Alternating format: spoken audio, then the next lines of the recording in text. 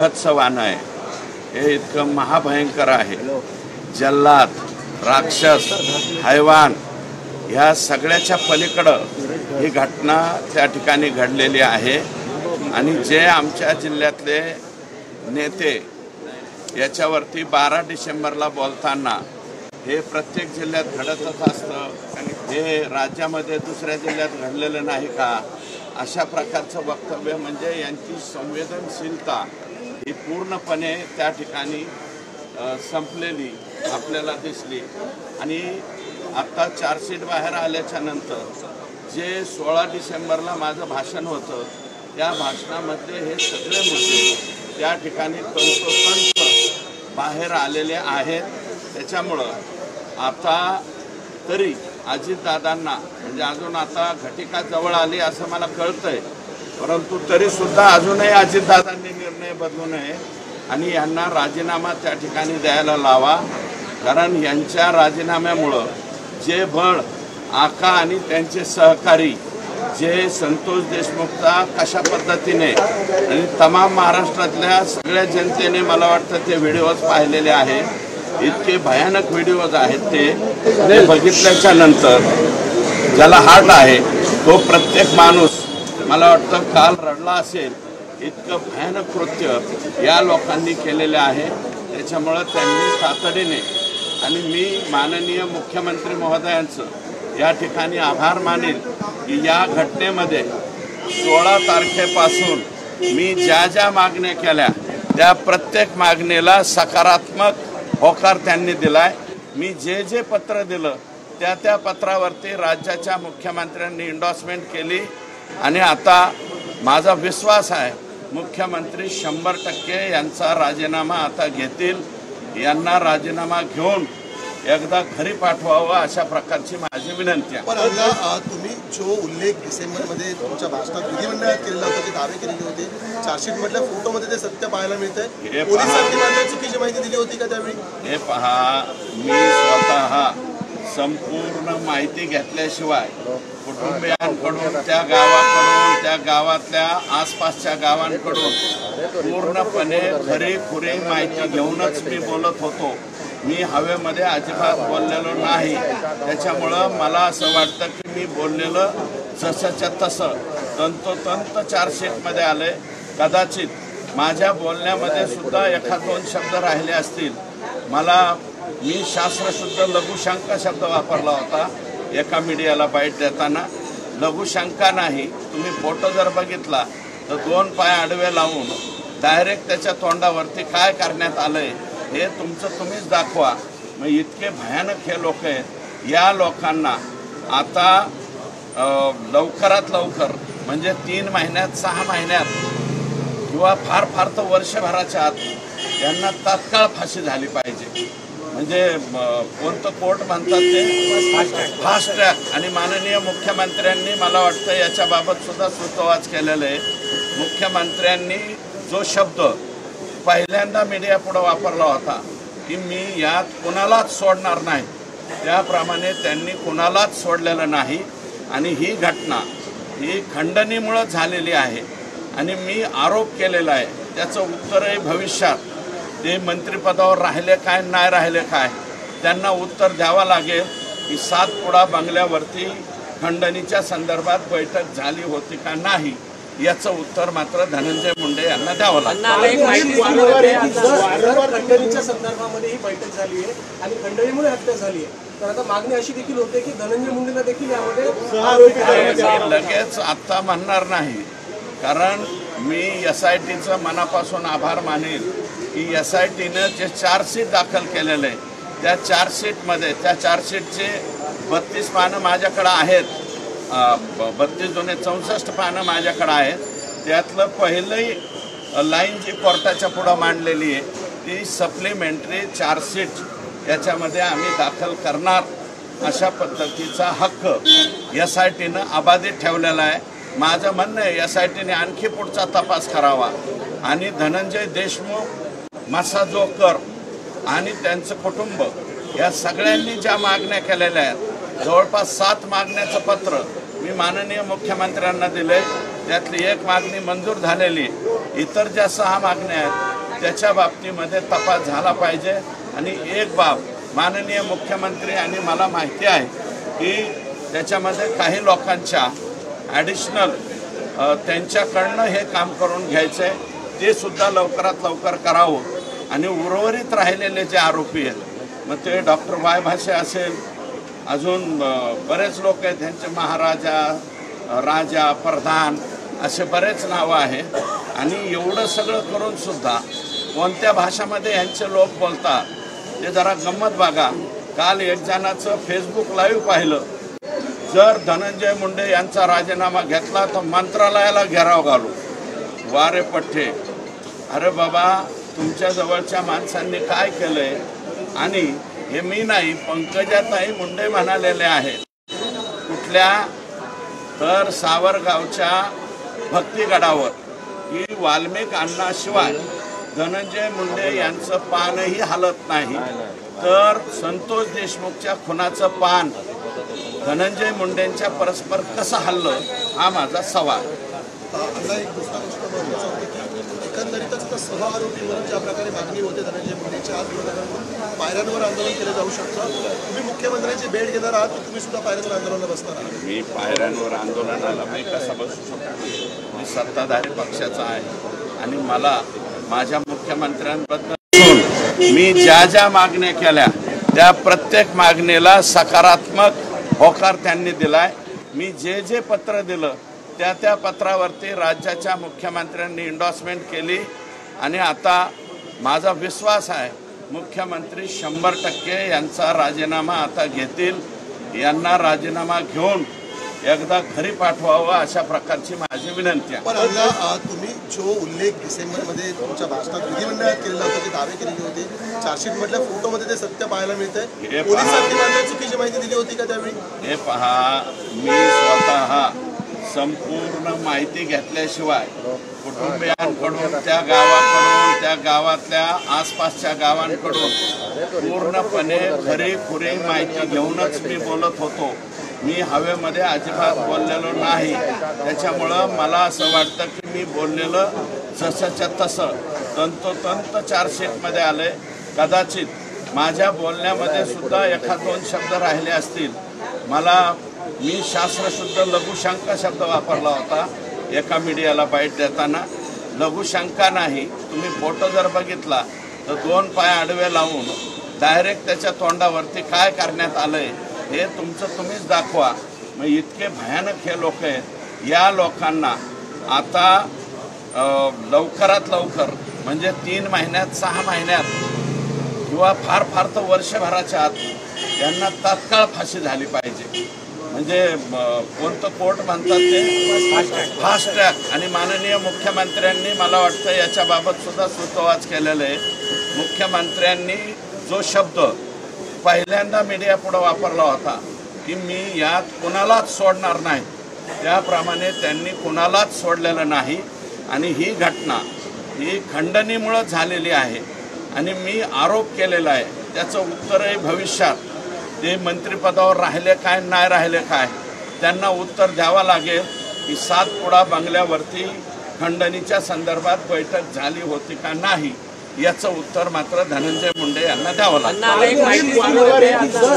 खंडणीच्या संदर्भामध्ये ही बैठक झाली आहे आणि खंडणीमुळे हत्या झाली आहे, तर आता मागणी अशी देखील होते की धनंजय मुंडेला देखील यामध्ये लगेच आता म्हणणार नाही, कारण मी SITचं मनापासून आभार मानेल की SITनं जे चार्जशीट दाखल केलेलं आहे त्या चार्जशीटमध्ये, त्या चार्जशीटचे 32 पानं माझ्याकडे आहेत, 32 दुने 64 पानं माझ्याकडे आहेत। त्यातलं पहिलंही लाईन जी कोर्टाच्या पुढं मांडलेली आहे ती सप्लिमेंटरी चार्जशीट याच्यामध्ये आम्ही दाखल करणार अशा पद्धतीचा हक्क SITनं अबाधित ठेवलेला आहे। माझं म्हणणं आहे SITने आणखी पुढचा तपास करावा आणि धनंजय देशमुख, मसाजोकर आणि त्यांचं कुटुंब या सगळ्यांनी ज्या मागण्या केलेल्या आहेत, जवळपास 7 मागण्याचं पत्र मी माननीय मुख्यमंत्र्यांना दिले, त्यातली 1 मागणी मंजूर झालेली, इतर ज्या 6 मागण्या आहेत त्याच्या बाबतीमध्ये तपास झाला पाहिजे। आणि एक बाब माननीय मुख्यमंत्री आणि मला माहिती आहे की त्याच्यामध्ये काही लोकांच्या ॲडिशनल त्यांच्याकडनं हे काम करून घ्यायचं आहे, ते सुद्धा लवकरात लवकर करावं. आणि उर्वरित राहिलेले जे आरोपी आहेत, मग ते डॉक्टर वाय भाषे असेल, अजून बरेच लोक आहेत, त्यांचे महाराजा, राजा, प्रधान असे बरेच नावं आहेत. आणि एवढं सगळं करून सुद्धा कोणत्या भाषामध्ये यांचे लोक बोलतात ते जरा गंमत बघा. काल एक जणाचं फेसबुक लाईव्ह पाहिलं, जर धनंजय मुंडे यांचा राजीनामा घेतला तर मंत्रालयाला घेराव घालू. वारे पठ्ठे, अरे बाबा, तुमच्या जवळच्या माणसांनी काय केलंय? आणि हे मी नाही, पंकजाताई मुंडे म्हणालेले आहेत. कुठल्या तर सावरगावच्या भक्तिगडावर की वाल्मिक अण्णाशिवाय धनंजय मुंडे यांचं पानही हलत नाही, तर संतोष देशमुखच्या खुनाचं पान धनंजय मुंडेंच्या परस्पर कसं हल्लं, हा माझा सवाल.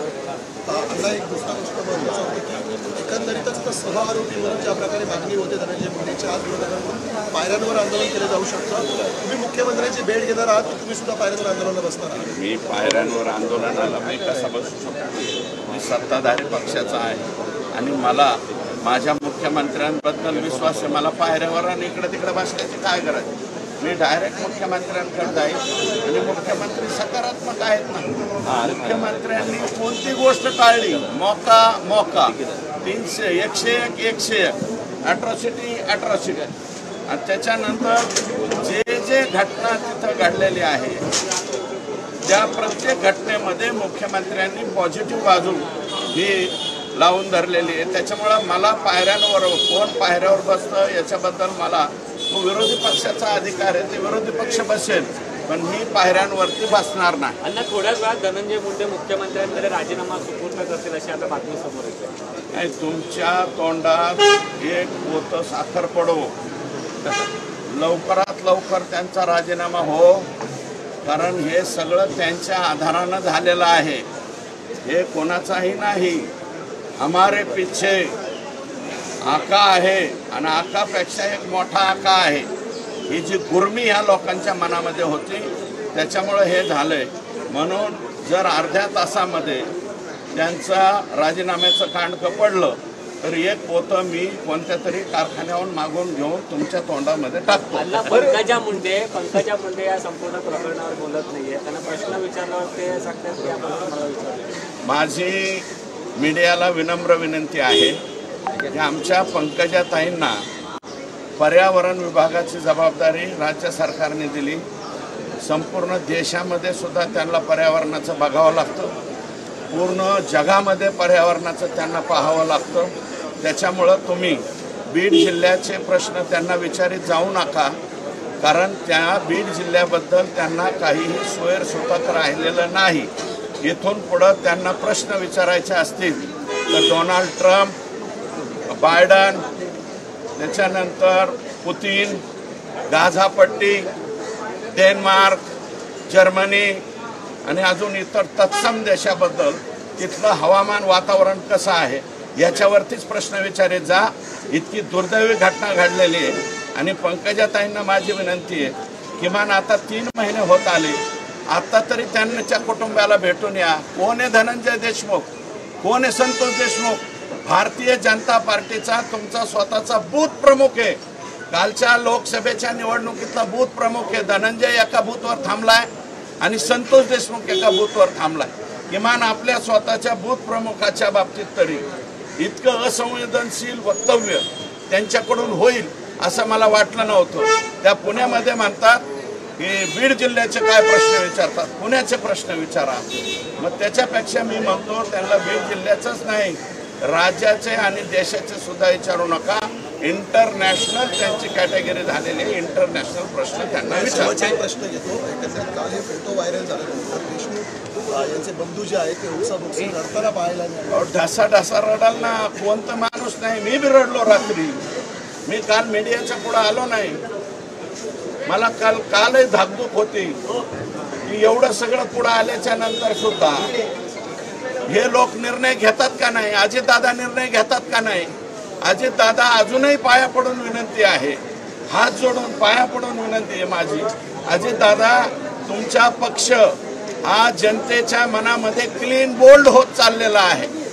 तुमच्या पक्षाला लेफ्ट साईडला बी राहिलेली नाही जागा, मिडल स्टंप गेलाय तुमचा आणि ऑफ स्टंप सुद्धा गेलेला आहे. त्याच्यामुळे हे जर केलं तर निदान लोक म्हणतील बरं केलं. ओके.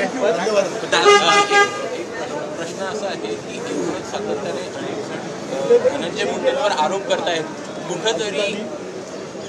कुठंतरी एकूणच जीवाची भीती ही निर्माण होऊ शकते यानंतर अशा प्रकारे जर का धनंजय मुंडे यांचा कोणाला जीवाची भीती आहे? आम्ही पहिल्या दिवसापासून सांगितलं ना, आम्ही कोणाच्याच बापाला भेट नाहीत म्हणून.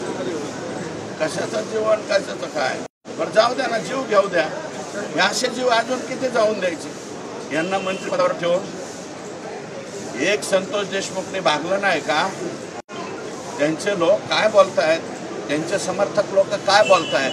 अरे इतके भयानक कृत्य करून दुसऱ्या दिवशी बाप तो बाप रहेगा, हमारा नेता ऐसा हो, वाल्मिकांना जैसा हो, हे त्यांचे हे. आणि सगळ्यात वाईट काय, एका गावाचं नाव मी घेणार नाही, परंतु सप्ताह अखंड हरिनाम सप्ताह आहे ना 7 दिवसाचा, सप्त्यामध्ये सुद्धा वाल्मिक कराडांचा फोटो टाकण्यात आला आहे. मग याच्यापेक्षा अजून काय बोलायचं मला सांगा? कुठली पद्धत आहे ही? त्यामुळं लवकरात लवकर त्यांनी राजीनामा द्यावा. आणि माननीय आता अजितदादांनाही विनंती आहे आणि मुख्यमंत्र्यांच्या वरती आमचा विश्वास आहे की यांना आता घरी पाठवा, एवढी विनम्र.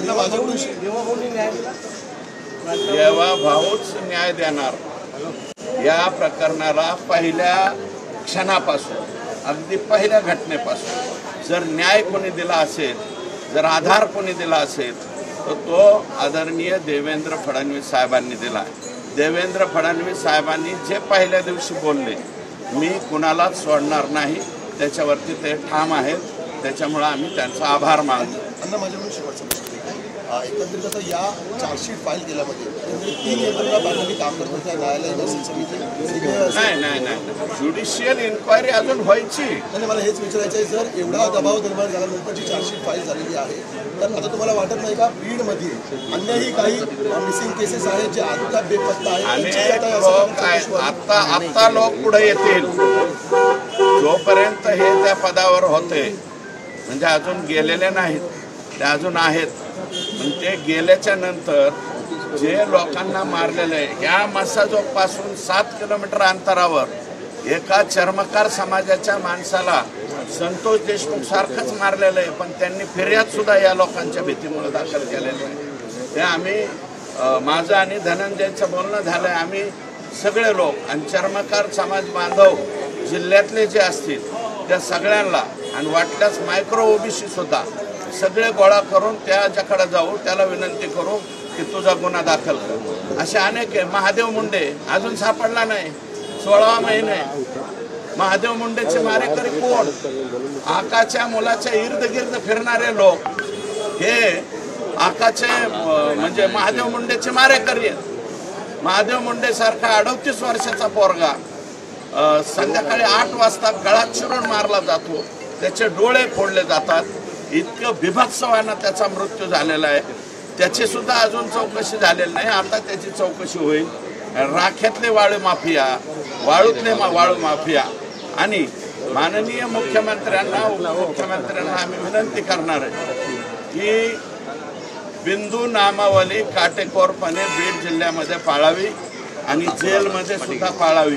कारण जेलमध्ये हे काय काय निवडून देत आहेत हे तुम्हीच आम्हाला या ठिकाणी सांगितलं. हाच प्रश्न आहे, वाल्मिक कराडला VIP ट्रीटमेंट दिली जाते जेलमध्ये, अशा पद्धतीच्या देखील समोर आलेल्या आहे. 100% त्या ज्या बातम्या आलेल्या आहेत त्या अजिबात खोट्या नाहीत. मी त्याच्यावरती बोललो नव्हतो. 13 मुद्दे माझ्याकडे आहेत लेखी. ते आता एकदा यांना जाता का घरी एकदा होऊ द्या, आणि यांचं झाल्याच्या नंतर मग मी ते 13 मुद्दे तुम्हाला सांगतो की VIP ट्रीटमेंटचे हे 13 मुद्दे आकाला त्या ठिकाणी दिलेले आहेत. असं वाटतंय का की तुम्ही ज्या जेलमध्ये आहे त्या जेलमध्ये दुसऱ्या जेलमध्ये ट्रान्सफर केली माहिती मांडणार का? मांडणार ना. सभागृहामध्ये जो प्रस्ताव येईल त्या प्रस्तावावरती बोलेल, परंतु आकाच्या आकांनी लवकरात लवकर जावं म्हणून आम्ही या ठिकाणी बोललो. जेल जे आहे कारण की त्या जेलमध्ये कुठेतरी जेलमध्ये सुद्धा बिंदू नामावलीचा प्रचंड प्रश्न, लातूर, बीड, संभाजीनगर जेलमध्ये काय झालेलं आहे हे मुख्यमंत्र्यांकडं मी नेऊन यादी देणारे मुख्यमंत्री अजितदादांकडं आणि शिंदे साहेब. ओके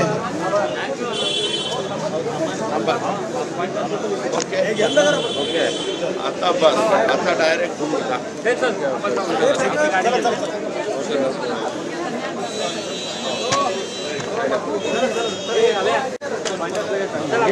क्या करो मनीष कॉलेज जाएगा